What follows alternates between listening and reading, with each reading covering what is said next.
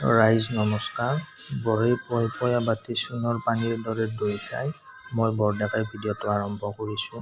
পথাৰত খৰি কটা মানুহ খৰি কাটি আছে, সৰু ডেকাৰ বিয়াৰ খৰি। আমাৰ ফালে আকৌ বৰডেকা, সৰু ডেকা, মাজু ডেকা এইবোৰ চলে। আৰু কি চলে জানেনে ৰাইজ? বিয়া পাতিলে এনেকৈ শুকাই থকা বৰগছ কাটিবলৈ পাহোৱাল ডেকাবোৰ আহে, সহায় সহযোগিতা আগবঢ়ায়। দিন ৰাতিৰ কোনো চিন নাই, ৰাতি হ'লেও আহে। বিনিময়ত একো নিবিচাৰে। গৃহস্থইও এসাঁজ মাছে মঙহে উদৰ পূৰাই খুৱায়। এয়া মই আজি বনাই আছোঁ মাংস, একেলগে খাম সকলোৱে। এনেকুৱা বিয়া ঘৰত আহি যিসকলে বোলে সহায় সহযোগিতা আগবঢ়ায়, যিসকলে বিয়া কৰোৱা নাই তেওঁলোকে বোলে ধুনীয়া ধুনীয়া ছোৱালী পায়, যিসকলে বিয়া কৰাইছে তেওঁলোকৰ সংসাৰবোৰ সুখৰ হয়। চিৰকুমাৰসকলে ভাত ৰন্ধা আদাব কাইদাটো শিকি যায়।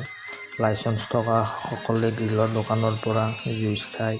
আজি আকৌ সৰু দা আহিছে ডাঙৰ কুঠাৰখন লৈ, গজেন্দ্ৰ আছে লগত। মই গ'লোঁ চাহ ৰুটি লৈ।